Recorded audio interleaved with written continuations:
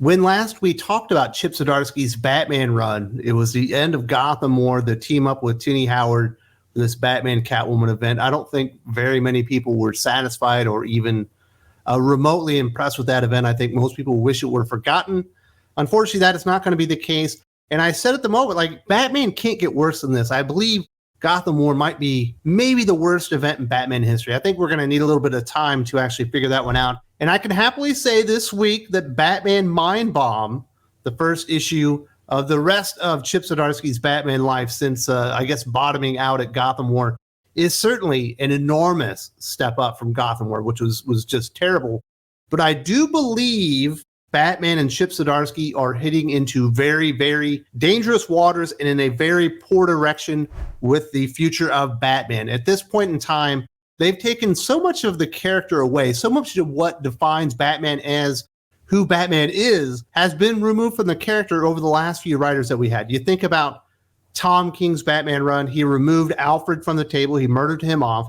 He also removed Batman's dignity, basically showed him as a secondhand chump to Catwoman. When we get into James Tynion's run, he takes away Batman's billions of dollars. He can't be a rich character. I don't like rich characters.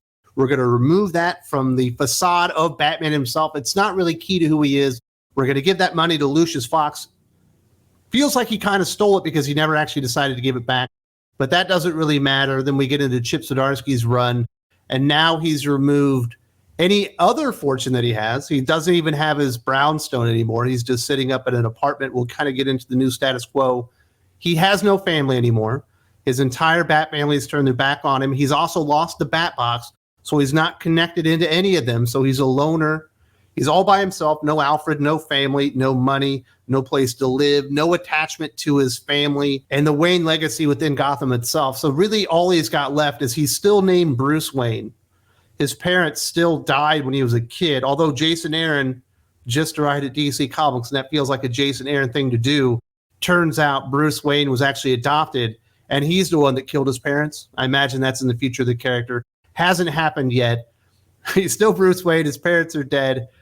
He's got the cape and the cowl, and he's called Batman, and he still has his vow. So there's 4 key aspects of the character remaining, and I believe one of those will be wiped off the table by Chip Zdarsky in the not-too-distant future. I'm going to kind of get into why I believe that as we get into the story here. I will recommend the comic book because it is readable. There are some interesting things in here, but I am Zur-En-Arrh the fuck out. Like, I just don't care about Zur-En-Arrh Batman. Batman is Zur-En-Arrh. Grant Morrison's a cool writer, whatever. I don't want to see Chip Zdarsky like haphazardly fumbling around with Grant Morrison's leftovers and making it not cool. And he's been teasing this the entire time. I'm already fed up with it. And there's so much stuff just weighing on this comic book. It's constantly referring you to go read other comic books just to understand what's going on here. So I do not believe Mindbomb is a jumping on point. It's constantly referring you to Gotham War. It's constantly referring you to Batman the Knight, a prequel comic book that Chip Zdarsky wrote. It's constantly referring you to The Batman Who Laughs. It's referring you over to Justice League 50. Not the one where Batman died last year or whatever. Actually, Justice League 50 in 2016, which I do not believe helps anything out here. Chip Zdarsky's story should be able to stand on its own merit, but whatever. As someone that's read all that stuff, I'm on board. And the new status quo is Bruce Wayne is a loser. He's alone. He's not even really Bruce Wayne. He's Lenny now. He walks around with a mustache and he works out at the docks. But when he gets back to his apartment, he's all about catching the Joker. He's got to find the Joker before anything else bad happens. I'm going, where did this come from? When did the Joker all of a sudden come back to the forefront of Batman's mind? Like, I understand he's a big threat, but we haven't even seen him around lately. And I'm like, what about Failsafe? Isn't Failsafe still in Gotham waiting for Batman to return so we can kill him just to make sure, whatever? It's like they just forgot this enormous cybernetic killing machine that destroyed the entire Justice League pretty easily and vanquished Bruce Wayne into like an alternate dimension or whatever is actually still there. But apparently he's not a threat anymore. It's all about the Joker or whatever. And that's the status quo of the character. He's all about the Joker now. I don't know why. He's not worried about Vandal Savage because he knows Catwoman still lived. And he knows Vandal Savage went into the same pit or whatever. He's not worried about Catwoman, who probably has new powers since she ended up in the goddamn meteorite. He's not worried about any of the other villains that he didn't put away recently. He's only worried about the Joker, who we haven't heard from. So he's monitoring like the police scanners. He's waiting for the 720 call, the specific call sign the police have for a Joker event. And he ends up at this apartment where there's been this murder. And there's like this elaborate layout of all these things that have happened. This man is he looks kind of like a puppet. He's being held up by strings. And it looks like initially he's got a baby attached to his chest.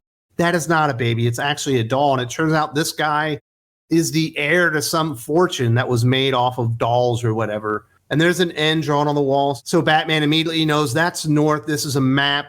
And then there's like bats nailed to the floor. And he immediately figures out, oh, this is all the places like I trained when I was younger. So whoever this is obviously knows where I've been training, and there's nails in certain spots, and there's a light being shown from what would be Paris or something really stupid like this. And Batman just immediately figures all of it out. He knows exactly what's going on. These are my training areas. Obviously, France has something to do with it. This guy is the heir to a doll empire, and it says Granny, I think, on the eyes of the doll, letting him know he needs to go over to that lady's mansion, whoever the grandma of this dude is or whatever. And I do appreciate the attempt, I guess, of making Batman a detective again, although there's not a lot of detecting going on here. This is more like a puzzle. And it's not even really a mystery because he solves it essentially immediately. Everything just falls into place. He knows what all the bats represent. And also, it should make Batman think immediately, this is absolutely a trap. Like, I'm being told I need to go here. Obviously, it's dangerous. Somebody's trying to get the jump on me or whatever. But he doesn't seem to have a problem with this. And this is all leading to Joker. We knew it was leading to Joker. It's on the cover. It's got ha ha ha everywhere. This seems more like Riddler shit than Joker shit. I like Joker when he's an agent of chaos, not the most meticulous fucking criminal in the world that's always thinking 8 steps ahead of Batman. That's not really what Joker is. The reason Joker is a problem is because you could never predict what he's going to do, because he does the unpredictable. He doesn't go around and figure out Batman's entire life story and figure out who trained him around the world. And how did Joker do that, considering these are like the best assassins and detectives and people in espionage? They're somehow all discovered by Joker. Doesn't really seem to be in his wheelhouse, but that's what the story is. And he does get to do detective work, so I guess you get a bonus point for that. He shows up at this mansion, and it's really, really strange. There's a lot of creepy stuff going on here. And it is Jorge Jimenez art, which is always fantastic. And next thing you know, like there's these dolls everywhere, as you would imagine, because she's got a doll empire or whatever. And all of a sudden, one of the dolls like attacks him. You're like, wait, is this a robot? It turns out it's actually one of Joker's old henchmen that was working for Catwoman, but it is now working back for Joker. So we got another reference to Gotham War, which definitely holds this back and doesn't like really push it forward. And you have all these weird like little traps and things going on everywhere with these fucking dolls. And eventually he finds these murals that are on the wall of this house.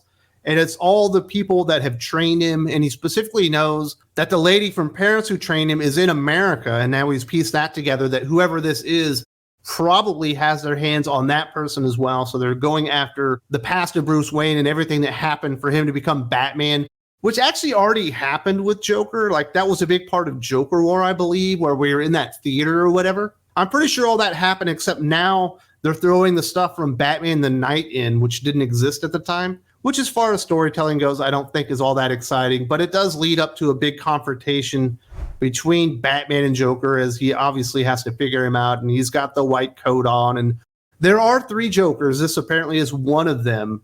And the Joker has a master plan, and he's got all this stuff set up. He's used the dolls to like recreate the death of his parents, and he used the dolls to recreate the death of Jason Todd, and he used the dolls to recreate Catwoman leaving Batman at the altar and all these things in his life that have led him up to this moment. I get the Joker is obsessed with Batman like the man. I didn't realize he was so obsessed with Batman like the history. And him knowing the identity of Bruce Wayne is just absolutely fucking awful. It's one of the dumbest decisions DC Comics ever made.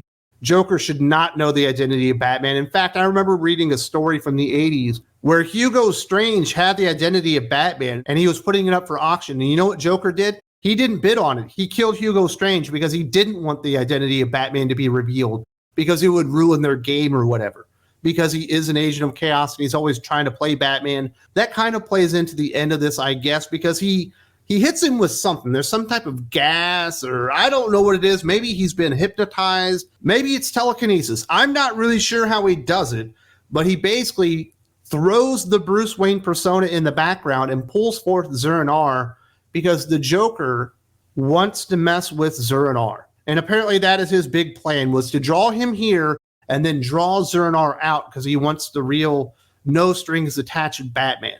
And that does lead us to the final page reveal. I'll describe it. It's like there's infinite number of like Zur-En-Arrh Batman, but it's all from like different versions of television movies. Like you get Michael Keaton Zur-En-Arrh Batman, you get Batman Beyond Zur-En-Arrh Batman, you get Batman the Animated Series Zur-En-Arrh Batman. And I just as a final page reveal, it did not hit me at all like I think Chip Zdarsky wanted it to. It was just really, really fucking stupid. What I believe is happening here is Joker wants to pull the Zur-En-Arrh persona out and manipulate the Zur-En-Arrh persona to actually go out there and murder somebody. Maybe it's one of the three Jokers. I believe that's what's going to happen here. It's the only thing that makes sense for the Joker's plan and where Chip Zdarsky has been going with this. We've taken away Alfred. We've taken away his dignity. We've taken away his money. We've taken away his house. We've taken away his second house. We've taken away his family. We've taken away all of his gadgets. We've taken everything away.